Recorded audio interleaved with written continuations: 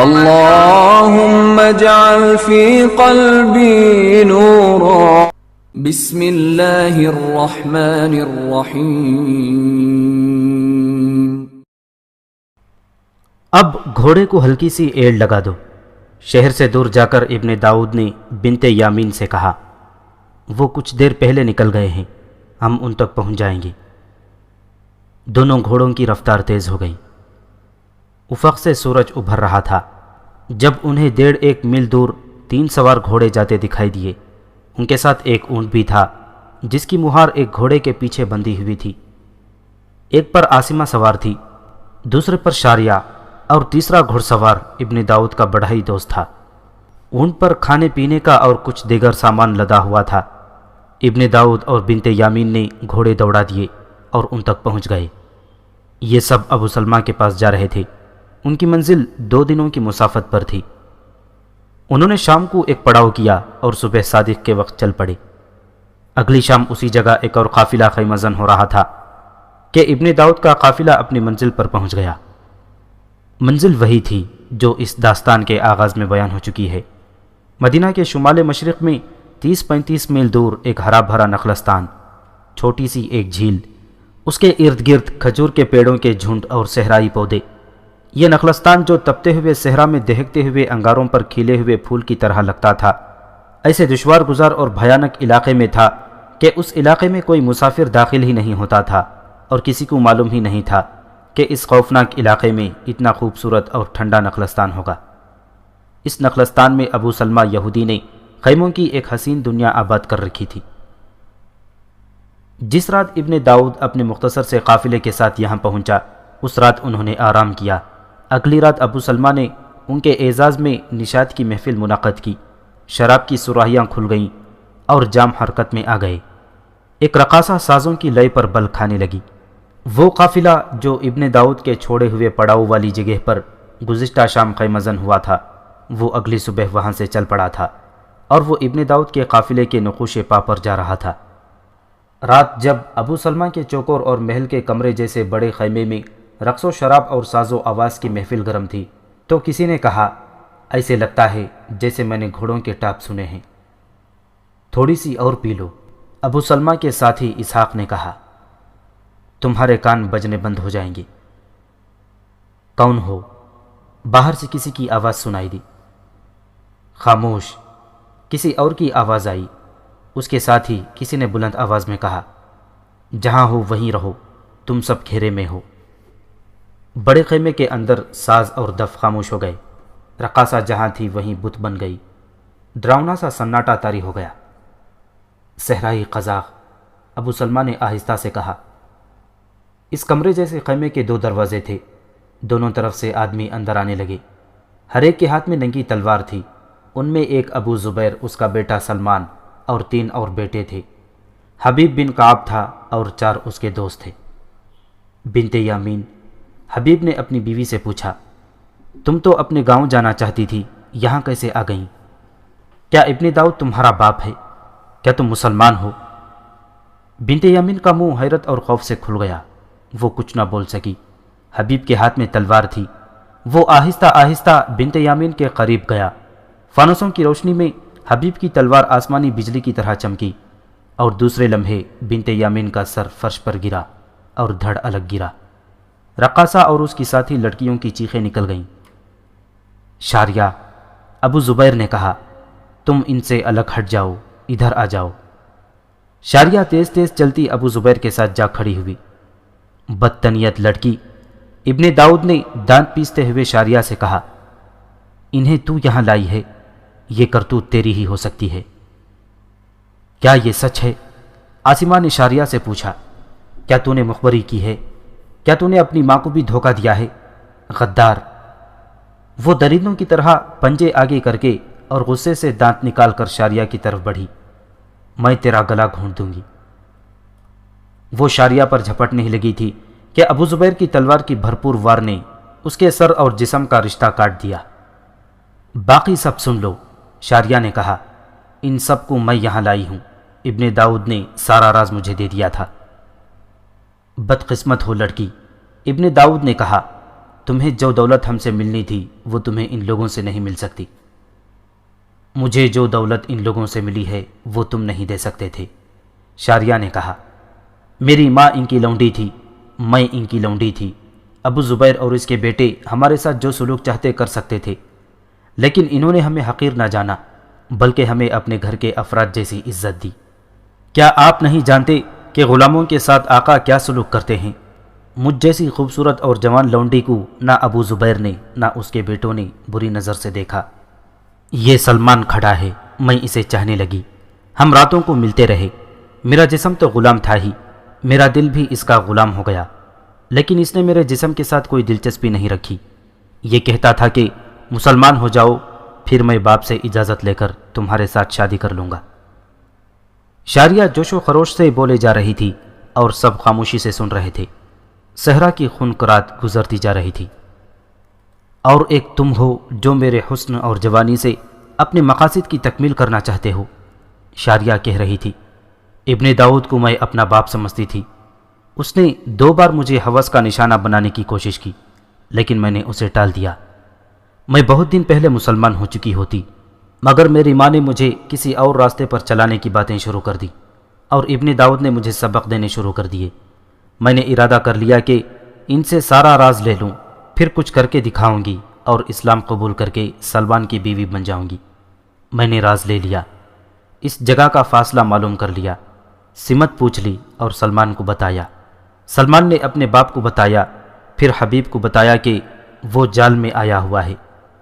اس نے ابو زبیر کی طرف دیکھا اور بولی، اب تمہیں میری وفا کا یقین ہوا؟ میں مسلمان ہوں، میرے دل نے اسلام قبول کر لیا ہے۔ ختم کرو انہیں، ابو زبیر نے کہا، اپنے دین کے دشمنوں کو جلا کر راکھ کر دو۔ صحرا کی رات میں کچھ شور و غل ہوا، 2-3 نسوانی چیخیں اٹھیں اور رات پھر خاموش ہو گئی۔ ان خیموں میں جو کوئی بھی تھا اسے قتل کر دیا گیا۔ سب کی لاشیں بڑے خیمے میں ایک جگہ ڈھیر کی گئیں، ان پر شراب انڈیل کر آگ لگا دی گئی۔ تمام خیموں کو آگ لگائی گئی۔ ان کے اونٹ اور گھوڑے ساتھ لے کر ابو زبیر کا قافلہ مدینہ کو چل پڑا۔ شاریہ بھی ان کے ساتھ تھی۔ اس قافلے میں سب سے زیادہ قابل احترام حیثیت شاریہ کی تھی۔ 1.5-2 میل دور جا کر ابو زبیر نے گھوڑا روک کر پیچھے دیکھا۔ نخلستان کی سمت آسمان کا رنگ قرمزی ہوا جا رہا تھا۔ صحرا کی رات دور دور تک روشن تھی، اور اس روشنی میں سفیدی مائل دھواں اٹھتا ہوا دکھائی دے رہا تھا۔ کفر جل رہا ہے، حبیب ابن کعب نے کہا۔ نہیں ابن کعب، ابو زبیر نے کہا، چند ایک کفار جل رہے ہیں۔ کفر کو جلا کر راکھ کرنے کے لیے بہت قربانیاں دینی پڑیں گی۔ کفر صرف میدان جنگ میں فتح حاصل کر لینے سے ختم نہیں ہو سکتا، اس کے لیے تو بہت سے محاذوں پر جہاد کی ضرورت ہے۔ معاشرے کا محاذ ہے، گھر بھی ایک محاذ ہے، اور فردن فردن ذاتی محاذ پر کفر کی شکست و ریخت کی جد و جہد کی جا سکتی ہے، جس طرح اس لڑکی شاریہ نے کی ہے۔ اس نے اپنی ماں کو قربان کر دیا ہے۔ تم یہاں پڑاؤ کرنے کی تو نہیں سوچ رہے؟ کسی نے پیچھے مڑ کر ابو زبیر اور حبیب کو رکا ہوا دیکھ کر کہا۔ نہیں بھائی نہیں، ابو زبیر نے بلند آواز میں جواب دیا، جہنم کی اس آگ کو دیکھ رہے ہیں جو شاریہ نے بھڑکا کر جنت میں اپنا گھر بنا لیا ہے۔ چلتے چلو، ہم آ رہے ہیں۔ اس خوفناک علاقے سے نکل کر کہیں آرام کے لیے رکیں گے۔ آدھی رات کے بہت بعد یہ قافلہ رکا اور سب آرام کے لیے لیٹے اور سو گئے۔ اگلے روز یہ قافلہ فاتحانہ چال سے مدینہ کی سمت چلا جا رہا تھا۔ شام تک انہیں مدینہ پہنچ جانا تھا۔ سورج سر پر آ گیا تھا۔ چھوٹا سا ایک نخلستان قریب آ گیا جس سے یہ واقف تھے۔ قافلہ کھانے پینے کے لیے رک گیا۔ ابو زبیر کا بیٹا سلمان حبیب بن کعب کے پاس جا بیٹھا۔ ابن کعب، سلمان نے حبیب سے کہا، راستے میں شاریہ مجھے 3 بار کہہ چکی ہے کہ وہ مدینہ پہنچتے ہی اسلام میں داخل ہو جائے گی۔ یہ پوچھتی ہے کہ اسلام قبول کرنے کا کوئی خاص طریقہ ہے، یا اس کا یہ کہہ دینا ہی کافی ہے کہ آج سے وہ مسلمان ہے۔ کیا تم نہیں جانتے اسلام کی قبولیت کا طریقہ کیا ہے؟ حبیب نے کہا، اگر یہ لڑکی اتنی بےتاب ہے تو یہ کام یہی ہو سکتا ہے۔ حبیب اٹھ کھڑا ہوا اور قافلے سے مخاطب ہو کر پوچھا، اس قافلے کا امیر کون ہے؟ اس کی کیا ضرورت آ پڑی ہے؟ ایک آدمی نے پوچھا۔ یہ لڑکی اسلام قبول کرنے کو بےتاب ہے، حبیب نے جواب دیا۔ یہ کار خیر امیر کارواں ہی کر سکتا ہے۔ تقریباً سب کی نظریں ابو زبیر کی طرف اٹھیں۔ خدا کی قسم، حبیب کے ایک دوست نے کہا، جس قافلے میں ابو زبیر ہو وہاں اور کون کارواں کی امارت کا دعویٰ کر سکتا ہے؟ اور یہاں شاید کوئی بھی نہیں جو ابو زبیر کی امارت کی مخالفت کرے گا، کسی اور نے کہا۔ سب نے فردن فردن ابو زبیر کو قافلے کا امیر تسلیم کر لیا۔ حبیب بن کعب نے شاریہ کو اس کے سامنے بٹھا کر کہا کہ اسے مسلمان کر لیں۔ امیر امام بھی ہوتا تھا، نماز باجماعت کی امامت کے فرائض اس کے ذمے ہوتے تھے۔ شاریہ، ابو زبیر نے پوچھا، کیا تو اپنی مرضی سے اسلام قبول کر رہی ہے؟ ہاں، اپنی رضا و رغبت سے، شاریہ نے جواب دیا۔ کیا اللہ کے سوا تجھ پر کسی انسان کا خوف طاری ہے؟ ابو زبیر نے پوچھا۔ کسی مسلمان نے تجھ پر تشدد تو نہیں کیا؟ کسی نے کوئی لالچ تو نہیں دیا؟ نہیں۔ ابو زبیر نے اس وقت کے طریقے کے مطابق شاریہ کو حلقے بگوش اسلام کر لیا۔ امیر کارواں نکاح بھی پڑھ سکتا ہے؟ ابو زبیر نے کہا۔ بے شک، بے شک، کئی آوازیں اٹھیں۔ ابو زبیر نے اپنے بیٹے سلمان کو بلا کر شاریہ کو پاس بٹھایا اور ان کا نکاح پڑھا دیا۔ اس وقت 2 گھوڑ سوار مدینہ سے عراق کے محاذ کو جا رہے تھے۔ تاریخوں میں ان کے نام محمیہ بن زنیم اور شداب بن اوس لکھے ہیں۔ وہ خلیفہ حضرت عمر رضی اللہ تعالیٰ عنہ کا ایک انتہائی ضروری پیغام ابو عبیدہ رضی اللہ تعالیٰ عنہ کے نام لیے جا رہے تھے۔ اس وقت ابو عبیدہ رضی اللہ تعالیٰ عنہ شام کے محاذ پر سالار تھے اور سپہ سالار خالد بن ولید رضی اللہ تعالیٰ عنہ تھے۔ پیغام کے الفاظ جو تاریخ کے دامن میں محفوظ ہیں یہ تھے: خلیفہ عمر بن خطاب کی طرف سے ابو عبیدہ کے نام، بسم اللہ الرحمن الرحیم، میں تجھے اللہ سے ڈرتے رہنے کی نصیحت کرتا ہوں۔ اللہ لازوال ہے اور اللہ ہی ہے جو ہمیں گمراہی سے بچاتا ہے اور اندھیرے میں روشنی دکھاتا ہے۔ میں تجھے خالد بن ولید کی جگہ وہاں کے تمام لشکر کا سپہ سالار مقرر کرتا ہوں۔ فوراً اپنی جگہ سنبھالو، ذاتی مفاد کے لیے مومنین کو کسی مشکل میں نہ ڈالنا، انہیں اس پڑاؤ میں نہ ٹھہرانا جس کے متعلق تو نے پہلے ہی دیکھ بھال نہ کر لی ہو۔ کسی بھی لڑائی میں دستوں کو اس وقت بھیجنا جب وہ پوری طرح منظم ہوں، اور کوئی ایسا فیصلہ نہ کرنا جس سے مومنین کا جانی نقصان ہو۔ اللہ نے تجھے میری آزمائش اور مجھے تیری آزمائش کا ذریعہ بنایا ہے۔ دنیاوی لالچوں سے بچے رہنا، دنیا کی طرف سے اپنی آنکھیں بند کر لو، ورنہ یہ تجھے بھی اسی طرح ہلاک کریں گی جس طرح تجھ سے پہلے کے لوگوں کو اس نے ہلاک کیا ہے۔ کہیں ایسا نہ ہو کہ جس طرح تجھ سے پہلے کے لوگ تباہ ہوئے ہیں تو بھی طمع سے تباہ ہو جائے۔ تو جانتا ہے وہ اپنے رتبے سے کس طرح گرے ہیں۔ اس پیغام کا مطلب صاف تھا۔ حضرت عمر رضی اللہ تعالیٰ عنہ نے مسند خلافت پر بیٹھتے ہی حضرت خالد بن ولید رضی اللہ تعالیٰ عنہ کو سپہ سالاری سے معزول کر دیا تھا، اور ابو عبیدہ کو جو خالد کے ماتحت سالار تھے سپہ سالار بنا دیا تھا۔ اس پیغام سے 4-5 روز پہلے عمر رضی اللہ تعالیٰ عنہ کا ایک اور پیغام عراق کے محاذ کو جا رہا تھا۔ یہ خلیفہ اول حضرت ابو بکر صدیق رضی اللہ تعالیٰ عنہ کی وفات کی اطلاع تھی، جو ایک حبشی مسلمان یرفا لے جا رہا تھا۔ یرفا حضرت عمر کا غلام ہوا کرتا تھا۔ عمر غلامی کو پسند نہیں کرتے تھے، اس لیے انہوں نے یرفا کو آزاد کر دیا تھا۔ خالد بن ولید کی معزولی کا پیغام لے جانے والے 2 قاصد بہت کم پڑاؤ کرتے اور تیز رفتار سے جا رہے تھے، اس لیے وہ 4-5 دن بعد اس دن عراق کے محاذ پر پہنچے جس دن یرفا پہنچا۔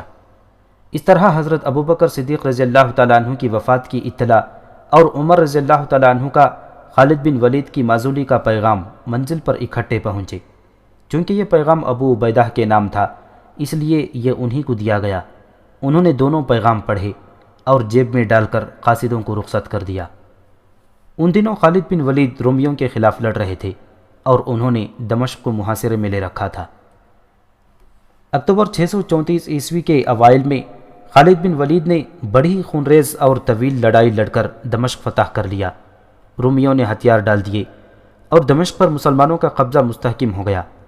حضرت خالد بن ولید نے پہلا کام یہ کیا کہ خلیفہ اول حضرت ابو بکر صدیق رضی اللہ تعالیٰ عنہ کے نام پیغام لکھوایا۔ اس میں دمشق کی فتح کی خوشخبری دی اور اس جنگ کی تفصیل لکھوائی جو انہوں نے جانوں کی بے دریغ قربانیاں دے کر جیتی تھیں۔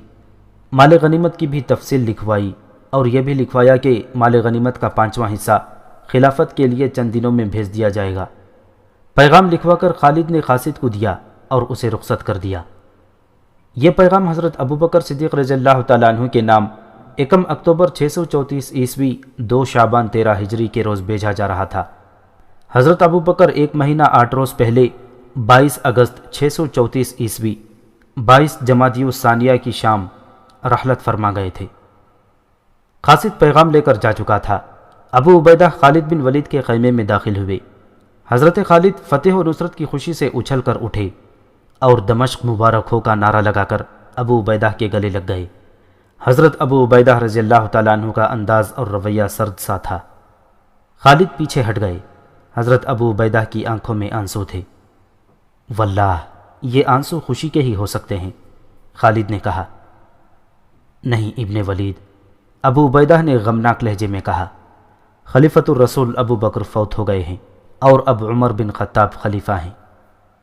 ابو بکر کب فوت ہوئے؟ خالد نے پوچھا۔ 22 جمادی الثانی کی شام۔ ہمیں اطلاع اتنے دنوں بعد کیوں دی گئی؟ خالد نے پوچھا۔ کیا قاصد کو یہاں تک پہنچتے 1 مہینے سے؟ قاصد تو جلد ہی آ گیا تھا، ابو عبیدہ نے خالد کی بات کاٹتے ہوئے کہا۔ قاصد آیا تو اس نے دیکھا کہ ہم نے دمشق کو محاصرے میں لے رکھا ہے، تو اس نے اس خیال سے یہ پیغام ہمیں نہ دیا کہ خلیفۃ الرسول کی وفات کی اطلاع کا محاصرے پر بہت برا اثر پڑے گا۔ اس نے مجھے اتنا ہی پیغام دیا کہ مدینہ میں خیریت ہے اور کمک آ رہی ہے۔ اس نے یہ مراسلہ مجھے 2 روز بعد دیا۔ پھر میں نے یہ اطلاع روک لی کہ دمشق کا فیصلہ ہو جائے تو تجھے اور لشکر کو یہ خبریں بد سناؤں گا۔ خالد پر تو سکتے کی سی کیفیت طاری ہو گئی تھی، جیسے وہ دنیا سے لا تعلق ہو گئے ہوں۔ خلیفہ عمر کا ایک حکم نامہ بھی آیا ہے، ابو عبیدہ نے بوجھل سی آواز میں کہا۔ یہ بھی میں نے دمشق کی جنگ ختم ہونے کے بعد تجھ تک پہنچانا بہتر سمجھا۔ ابو عبیدہ نے پیغام خالد بن ولید کو دے دیا۔ خالد نے پیغام پڑھا۔ ان کے ہونٹوں پر ہلکی سی مسکراہٹ آ گئی۔ اس مسکراہٹ میں مسرت نہیں تھی، یہ ملول اور رنجیدہ مسکراہٹ تھی۔ اللہ کی رحمت ہو ابو بکر پر، خالد نے آہ بھر کر کہا۔ ابو بکر زندہ رہتے تو میں اس انجام کو نہ پہنچتا۔ خالد بن ولید رضی اللہ تعالیٰ عنہ کی معزولی حضرت عمر رضی اللہ تعالیٰ عنہ کا ایک اور جرأت مندانہ فیصلہ تھا۔ اس سے پہلے ان کا ایسا ہی ایک فیصلہ یہ تھا کہ مرتدین کے جن رشتہ داروں کو غلام اور لونڈیاں بنا کر رکھا گیا ہے، ان سب کو آزاد کر کے ان کے گھروں کو بھیج دیا جائے۔ پہلے بیان ہو چکا ہے کہ غلام اور لونڈیاں خلیفۃ الرسول حضرت ابو بکر صدیق رضی اللہ تعالیٰ عنہ کے حکم سے رکھی گئی تھیں۔ لوگوں نے حضرت عمر کے فیصلے پر اعتراض کیا تھا، بعض نے احتجاج بھی کیا تھا، لیکن عمر اس حکم پر بہت مضبوط دلائل رکھتے تھے، لہٰذا انہوں نے اپنا فیصلہ منوا لیا۔ چند دنوں بعد ہی لوگوں نے دیکھ لیا کہ عمر کے اس فیصلے کے کتنے خوشگوار نتائج سامنے آئے تھے۔ وہ اس طرح کہ سالار مثنہ بن حارثہ عراق کے محاذ پر مجاہدین کی کمی پوری کرنے کے لیے کمک لینے مدینہ آیا تھا، مگر ہر کوئی جانے سے ہچکچا رہا تھا۔ آخر ابو عبید رضی اللہ تعالیٰ عنہ اٹھے اور محاذ پر جانے کا اعلان کیا۔ ان کے بعد رضاکار سامنے آنے لگے تو دیکھتے ہی دیکھتے ان کی تعداد 1000 ہو گئی۔ یہ تعداد کافی نہیں تھی۔ آگے چل کر تفصیل سے ذکر ہوگا کہ جن مرتدین کے عزیزوں کو غلامی سے آزاد کیا گیا تھا، وہ حضرت عمر کے اس فیصلے سے اتنے متاثر ہوئے کہ وہ بھی سچے دل سے مسلمان ہو کر کمک میں شامل ہو گئے اور محاذ پر چلے گئے۔ تب مسلمانوں کو احساس ہوا کہ حضرت عمر کا فیصلہ کس قدر دور رس نتائج کا حامل تھا۔ خالد بن ولید کی معزولی کا فیصلہ ایسا تھا کہ بیشتر لوگوں نے اسے پسند نہ کیا۔ سب جانتے تھے کہ خالد بن ولید کو سیف اللہ کا خطاب رسول اللہ صلی اللہ علیہ وسلم نے دیا تھا، اور آپ صلی اللہ علیہ وسلم نے یہ خطاب بلا جواز نہیں دیا تھا۔ خالد واقعی اللہ کی تلوار تھے، رومیوں کو ہر میدان میں شکست دینے والے خالد ہی تھے۔ حضرت عمر بھی تسلیم کرتے تھے کہ خالد نہ ہوتے تو رومیوں کو، جو اس وقت بہت بڑی قوت تھے، شکست نہ دی جا سکتی تھی۔ اس کے ساتھ یہ مشکل بھی پیدا ہو گئی تھی کہ محاذ پر مسلمانوں کی پوزیشن بہت کمزور ہو گئی۔ اس صورتحال کو سنبھالنے کی اہلیت خالد بن ولید ہی میں تھی۔ یہ کمزوری حضرت ابو عبیدہ کی ایک غلطی سے پیدا ہوئی تھی، لیکن حضرت عمر رضی اللہ تعالیٰ عنہ نے خالد بن ولید کو اس طرح سپہ سالاری سے معزول کیا کہ انہیں ان کے ایک ماتحت سالار ابو عبیدہ کو سپہ سالار بنا کر خالد کو ان کے ماتحت کر دیا۔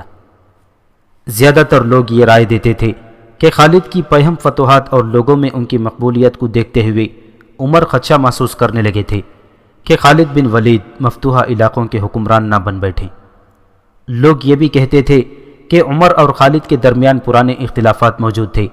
ایک واقعہ تو سب کو یاد تھا، مرتدین کے خلاف جنگ میں خالد بن ولید نے غیر معمولی کامیابیاں حاصل کی تھیں۔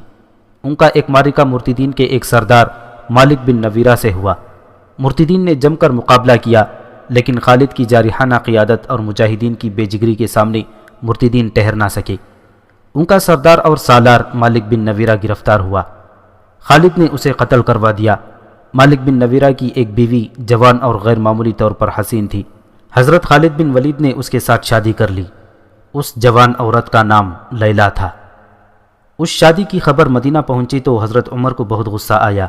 اس وقت خلیفہ حضرت ابو بکر تھے۔ مدینہ میں خبر پہنچی تھی کہ خالد نے مالک بن نویرہ کو اس کی حسین و جمیل بیوی لیلا کے ساتھ شادی کرنے کے لیے قتل کیا ہے۔ حضرت عمر نے خلیفہ حضرت ابو بکر سے کہا کہ خالد کو معزول کر کے واپس مدینہ بلا لیا جائے۔ ابو بکر نہیں مانے تھے۔ انہوں نے کہا تھا کہ اس وقت یہ دیکھیں کہ خالد نے میدان جنگ میں کتنی کامیابیاں حاصل کی ہیں، اور یہ بھی دیکھیں کہ یہ جنگ کیسی ہے۔ یہ فتنہ ارتداد کی سرکوبی کی جنگ ہے۔ ان مرتدین نے مسلمان ہو کر اسلام سے انحراف کیا اور انہوں نے اپنے نبی کھڑے کر دیے ہیں۔ خالد نے اس جہاد میں ایسی کامیابیاں حاصل کی ہیں کہ اس نے ایک شادی کر لی ہے تو اسے معاف کیا جا سکتا ہے۔ حضرت عمر کی تشفی نہ ہوئی، وہ خاموش تو ہو گئے، لیکن ان کے دل میں خالد کے خلاف ناراضگی قائم رہی۔ حقیقت یہ تھی کہ مالک بن نویرہ نے اسلام قبول کر لیا تھا۔ وہ اپنے قبیلے کا سردار تھا۔ یہ تمام قبیلہ مسلمان ہو گیا تھا۔ رسول اللہ صلی اللہ علیہ وسلم رحلت فرما گئے تو مالک بن نویرہ نے لوگوں سے وصول کی ہوئی زکوٰۃ اور محصولات کی رقم مدینہ بھیجنے کے بجائے لوگوں کو واپس کر دی اور سب کو اسلام کے خلاف بغاوت پر آمادہ کر لیا۔ اس کے علاوہ مرتدین میں سے ایک عورت سجاح نے نبوت کا دعویٰ کیا تو مالک بن نویرہ نے نہ صرف یہ کہ اس کی نبوت کو تسلیم کیا، بلکہ اپنے قبیلے اور اپنے زیر اثر دوسرے قبیلوں سے کہا کہ وہ سجاح کو نبی تسلیم کر لیں۔ یہ عورت عراق کے رہنے والے الحارث کی بیٹی تھی۔ اسے ام صادرہ بھی کہا جاتا تھا۔ مالک بن نویرہ کا سب سے بڑا جرم تو یہ تھا کہ اس کے علاقے میں مسلمانوں کی جو بستیاں تھیں انہیں نظر آتش کر دیا گیا تھا۔ مورخوں کی تحریروں کے مطابق خالد بن ولید نے اسے شکست دے کر گرفتار کر لیا اور اس کے یہ تمام جرائم اس کے آگے رکھے۔ اس نے ان جرائم کا اعتراف کیا۔ تب خالد نے اسے کہا کہ وہ ایسے آدمی کو معاف نہیں کر سکتے جس نے مسلمانوں کو قتل کیا اور ان کی بستیاں جلائی ہوں۔ مالک بن نویرہ کو قتل کر کے خالد نے اس کی بیوی لیلا کو لونڈی بنانے کے بجائے اسے بیوی بنا لیا۔ خلیفہ ابو بکر صدیق رضی اللہ تعالیٰ عنہ نے تو خالد بن ولید کی اس شادی کو جرم نہیں سمجھا، لیکن عمر نے اسے معاف نہیں کیا تھا۔ یہ شادی دسمبر 632 عیسوی میں ہوئی تھی۔ اب اگست 634 عیسوی کے آخری میں عمر رضی اللہ تعالیٰ عنہ انہیں معزول کر رہے تھے۔ مبصر لکھتے ہیں کہ تسلیم نہیں کیا جا سکتا کہ 2 سال پرانے ایک واقعے کو بہانہ بنا کر حضرت عمر جیسے مدبر اور دور اندیش خلیفہ نے حضرت خالد بن ولید جیسے تاریخ ساز جرنیل کو معزول کر دیا ہو۔ حقیقت یہ تھی کہ خالد اپنے قبیلے کے سردار کے فرزند تھے۔ یہ امیر کبیر خاندان تھا جو خوش ذوق، خوش طبع اور زندہ مزاج تھے۔ خالد نے غربت نہیں دیکھی، خوشحالی دیکھی تھی۔ انعام و اکرام دینے میں ان کی کشادہ ظرفی اور سخاوت مشہور تھی، اور یہی ایک وجہ تھی کہ جس سے عمر خالد سے شاکی رہتے تھے۔ خالد کی معزولی پر حضرت عمر پر بہت لوگوں نے اعتراض کیے تھے۔ حضرت عمر نے آخر ایک خطبے میں اپنے فیصلے کی وضاحت ان الفاظ میں کی۔ یہ وضاحت تاریخ کے ریکارڈ میں محفوظ ہے۔ میں اللہ اور امت رسول اللہ صلی اللہ علیہ وسلم کے سامنے اپنے اعمال کا جواب دہ ہوں۔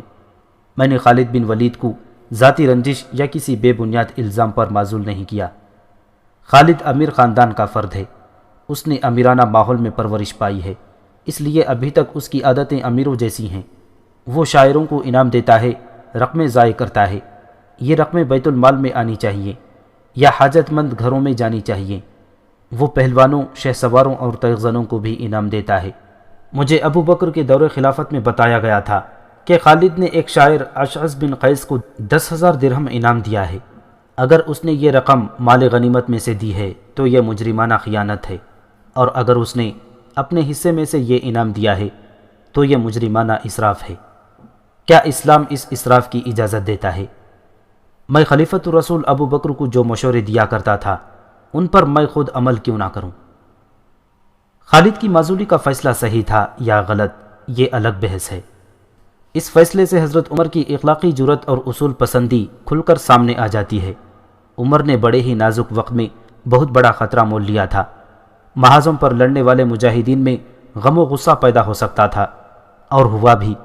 لشکروں میں خالد کی مقبولیت پیر و مرشد جیسی ہو گئی تھی۔ مجاہدین کے لڑنے کا جذبہ متاثر ہو سکتا تھا۔ ان کا انحصار اس پر تھا کہ خالد کا رد عمل کیا تھا۔ مجاہدین خالد کا رد عمل دیکھنے کے منتظر تھے۔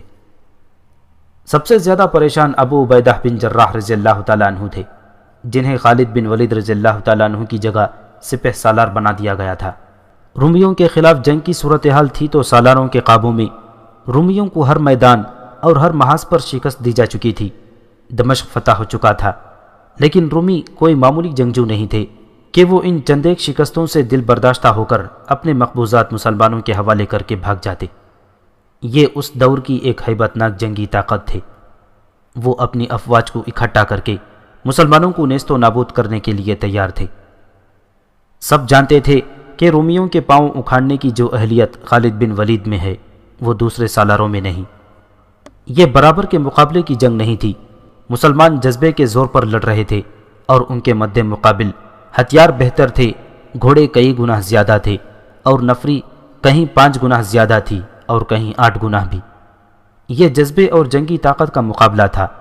قلیل نفری سے کثیر تعداد دشمن سے لڑنے اور ان کے پاؤں اکھاڑنے کی صلاحیت خالد میں ہی تھی۔ تمام سالار اور مجاہدین یہ سوچ سوچ کر پریشان ہو رہے تھے کہ خالد اپنی معزولی کے خلاف احتجاجاً محاذ سے نکل گئے تو مسلمانوں کا انجام اچھا نہیں ہوگا۔ محاذ پہلے ہی کمک کی ضرورت محسوس کر رہا تھا اور مثنہ بن حارثہ کمک لینے کے لیے مدینہ گئے ہوئے تھے۔ ابو عبیدہ رضی اللہ تعالیٰ عنہ تجربے کار سالار تھے، زاہد اور پارسا تھے۔ انہیں امین الامت کہا جاتا تھا۔ جنگ کے میدان میں ان کی قیادت اور جارحیت قابل داد تھی۔ دشمن کو وہ مصیبت میں ڈال دیا کرتے تھے، لیکن سپہ سالاری کے جو جوہر خالد میں تھے وہ ابو عبیدہ میں ذرا کم تھے۔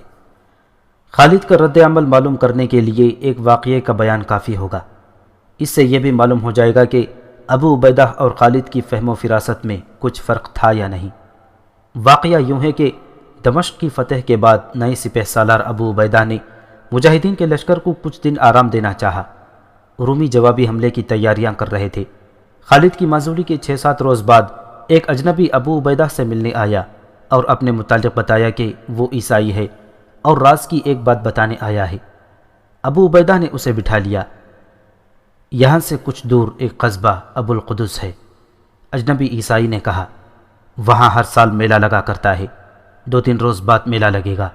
دور دور کے تاجر اپنا مال بیچنے کے لیے لائیں گے۔ اس مال میں سونے چاندی کے زیورات بھی ہوں گے، ہیرے جواہرات اور قیمتی پتھر بھی ہوں گے۔ اس کے علاوہ جن اشیاء کی دکانیں لگیں گی وہ بہت ہی قیمتی اشیاء ہوں گی۔ میلے میں جو خریدار آئیں گے وہ ہر سال کی طرح بڑے ہی دولت مند لوگ ہوں گے۔ یہ رومیوں کا میلہ ہے اور رومیوں سے آپ کی دشمنی اور جنگ ہے۔ 3-4 روز بعد آپ اچانک میلے پر چھاپا ماریں اور یہ سب مال و دولت آپ کا مال غنیمت ہوگا۔ اتنا قیمتی مال غنیمت آپ کو 10 قلعوں سے بھی نہیں مل سکتا۔ ابو عبیدہ نے اسے کہا کہ وہ خود عیسائی ہے اور رومی بھی عیسائی ہیں، اور اس میلے میں عیسائی ہی آئیں گے یا یہودی تاجر ہوں گے، پھر وہ اپنے مذہب کے لوگوں کو کیوں لٹوانا چاہتا ہے؟ میں کٹر عیسائی ہوں، اس عیسائی نے کہا۔ کیا آپ نہیں جانتے کہ رومی جب عیسائی نہیں ہوا کرتے تھے تو ان کے ایک بادشاہ نے زندہ عیسائیوں کو شیروں کے آگے ڈال دیا تھا؟ شیر انہیں چیر پھاڑ کر کھا گئے تھے۔ یہ تو آپ کو معلوم ہوگا کہ حضرت عیسیٰ کو صلیب پر لٹکانے والے رومی ہی تھے۔ اس کے ایک زمانے بعد انہوں نے عیسائیت قبول کر لی تو کیا ہوا؟ یہ اب بھی ویسے ہی بادشاہ ہیں جیسے عیسائی ہونے سے پہلے تھے۔ یہ لوگ رعایا کو انسانیت کا درجہ دیتے ہی نہیں۔ آپ نے جو علاقے فتح کیے ہیں میں نے وہاں جا کر دیکھا ہے۔ آپ عیسائیوں اور دوسرے مذہبوں کے لوگوں کو کمتر رعایا نہیں بلکہ اپنے جیسا انسان سمجھتے ہیں۔ رومیوں کے ظلم و ستم کا کچلا ہوا انسان ہوں۔ میں رومیوں کے ظلم و ستم کا کچلا ہوا انسان ہوں۔ میں اگر مسلمان نہیں تو کیا ہوا؟ میں عربی تو ہوں۔ میں رومیوں کی غلامی کو تسلیم نہیں کرتا۔ مختصر یہ کہ اس عیسائی نے ابو عبیدہ رضی اللہ تعالیٰ عنہ کو قائل کر لیا کہ انہیں اس میلے پر چھاپا مارنا چاہیے۔ میں آپ کو یہ بھی بتا دوں، عیسائی نے کہا، ابو القدس کے ارد گرد اور دور دور تک رومی فوج کا نام و نشان نہیں، آپ کے لیے کوئی خطرہ نہیں۔ رومی فوج کے کچھ دستے طرابلس میں ہیں، وہاں سے وہ بروقت ابو القدس نہیں پہنچ سکتے، انہیں اطلاع دینے والا کوئی نہیں ہوگا۔ اس عیسائی کے جانے کے بعد ابو عبیدہ رضی اللہ تعالیٰ عنہ نے اپنے سالاروں کو بتایا کہ ایک عیسائی عرب انہیں کس موٹے اور آسان شکار کی خبر دے گیا ہے۔ ابو القدس رومیوں کے علاقے میں ہے، ابو عبیدہ نے کہا، اور رومیوں سے ہم برسر پیکار ہیں، اس لیے اس میلے پر چھاپا مارنے میں ہم حق بجانب ہیں، کوئی خطرہ بھی نہیں، رومی فوج وہاں سے بہت دور ہے۔ میں تم میں سے کسی کو حکمن نہیں بھیجوں گا، جو کوئی اس چھاپے کی کمان لینا چاہتا ہے وہ آگے آ جائے اور 500 گھوڑ سوار منتخب کر لے۔ ابو عبیدہ رضی اللہ تعالیٰ عنہ نے سالاروں کو باری باری دیکھا اور ان کی نظریں خالد بن ولید پر ٹھہر گئیں۔ انہیں توقع تھی کہ خالد اس چھاپے کے لیے فوراً تیار ہو جائیں گے، لیکن خالد کا چہرہ بے تاثر تھا اور وہ چپ چاپ بیٹھے ہوئے تھے۔ ابو عبیدہ کی نظریں ان کے چہرے پر جمی رہیں۔ خالد نے منہ پھیر لیا، ظاہر ہے کہ یہ سپہ سالاری سے معزولی کا رد عمل تھا۔ خالد کا چھاپا مار دستے کے ساتھ نہ جانا الگ بات تھی، انہوں نے ابو عبیدہ سے اتنا بھی نہ کہا کہ انہیں اس میلے پر چھاپا مارنا چاہیے بھی یا نہیں۔ سب سالار خاموش رہے۔ میں جاؤں گا، ایک آواز اٹھی۔ سب نے ادھر دیکھا، وہ ایک نوجوان تھا جس کے چہرے پر داڑھی ابھی آئی ہی تھی۔ تو ابھی کم سن اور نا تجربے کار ہے ابن جعفر، ابو عبیدہ نے کہا۔ ابو عبیدہ رضی اللہ تعالیٰ عنہ نے ایک بار خالد رضی اللہ تعالیٰ عنہ کی طرف دیکھا، لیکن وہ یوں چپ چاپ بیٹھے رہے جیسے اس کام کے ساتھ ان کا کوئی تعلق ہی نہ ہو۔ میں گھر سے یہاں سیر و تفریح کے لیے تو نہیں آیا، اس نوجوان نے کہا، مجھ پر اپنے شہید باپ کا قرض ہے۔ آپ سب کو معلوم ہے کہ میرا باپ کس لڑائی میں شہید ہوا تھا، میں نے ان کے خون کا قرض اتارنا ہے۔ کم عمر تو ہوں، خدا کی قسم بزدل نہیں ہوں، اور میں تجربے کار نہیں مگر اناڑی بھی نہیں۔ میرا حوصلہ نہ توڑیں، میں بہت کچھ سیکھ کر آیا ہوں۔ آپ کہتے ہیں کہ وہاں رومی فوج ہے ہی نہیں، تو میرے لیے آپ کو پریشان نہیں ہونا چاہیے۔ ہاں ابن جعفر، ابو عبیدہ رضی اللہ تعالیٰ عنہ نے کہا، میں تیرا حوصلہ نہیں توڑوں گا، میں تجھے 500 چنے ہوئے سوار دیتا ہوں، ان کی کمان تیرے ہاتھ میں ہوگی۔ ایک نوجوان کو 500 گھوڑ سواروں کی کمان دینا بظاہر دانش مندی نہیں تھی، لیکن یہ نوجوان کوئی عام سا نوجوان نہیں تھا۔ اس کا نام عبداللہ بن جعفر تھا اور رسول اللہ صلی اللہ علیہ وسلم کے چچا زاد بھائی جعفر رضی اللہ تعالیٰ عنہ کا بیٹا تھا۔ جعفر رضی اللہ تعالیٰ عنہ موتا کی لڑائی میں شہید ہوئے تھے۔ عبداللہ بن جعفر ابو القدس جانے کی تیاری کرنے لگا۔ چھاپا 3-4 روز بعد مارنا تھا۔ 3-4 دنوں بعد نوجوان عبداللہ 500 چنے ہوئے گھوڑ سواروں کے ساتھ ابو القدس کو رخصت ہوا۔ اس کے ساتھ مشہور و معروف جانباز مجاہد اور رسالت کے شیدائی حضرت ابو ذر غفاری رضی اللہ تعالیٰ عنہ بھی تھے۔ یہ دستہ 14 اکتوبر 634 عیسوی کی رات روانہ ہوا تھا۔ شعبان کی 15 تاریخ تھی، چاند پورا تھا، صحرا کی چاندنی بڑی ہی شفاف تھی۔ اس چھاپا مار دستے نے رات ہی رات سفر طے کر لیا۔ صبح طلوع ہو رہی تھی جب یہ دستہ ابو القدس کے مضافات میں پہنچ گیا۔ عبداللہ اور ابو ذر غفاری رضی اللہ تعالیٰ عنہ نے دستے کو اس انتظار میں دور ہی روک لیا کہ میلے کی دکانیں کھل جائیں۔ میلہ تو خیموں، شامیانوں اور قناتوں کا ایک خوبصورت گاؤں تھا۔ دکانیں کھلیں تو اندازہ ہوا کہ مال کس قدر قیمتی ہے۔ سورج ذرا اوپر آنے تک میلہ انسانوں سے بھر گیا۔ عبداللہ بن جعفر نے سواروں کو حکم دیا کہ میلے کو گھیرے میں لے لیا جائے۔ 500 سواروں نے گھوڑوں کو ایڑ لگا دی اور میلے کو نرغے میں لینے لگے۔ اچانک کم و بیش 5000 رومی گھوڑ سوار کہیں سے نکل آئے۔ وہ صحرائی آندھی کی مانند آئے اور پھیل کر مسلمان سواروں کو گھیرے میں لے لیا۔ کہاں 5000 اور کہاں 500، وہ بھی گھیرے میں آئے ہوئے۔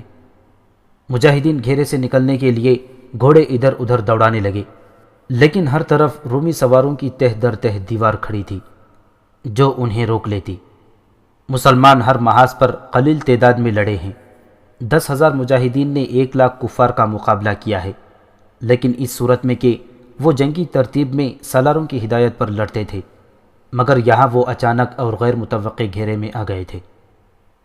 مورخ واقدی اور بلازری لکھتے ہیں کہ ان 500 مجاہدین نے بھاگنے کی کوشش ترک کر کے دو بدو مقابلہ شروع کر دیا۔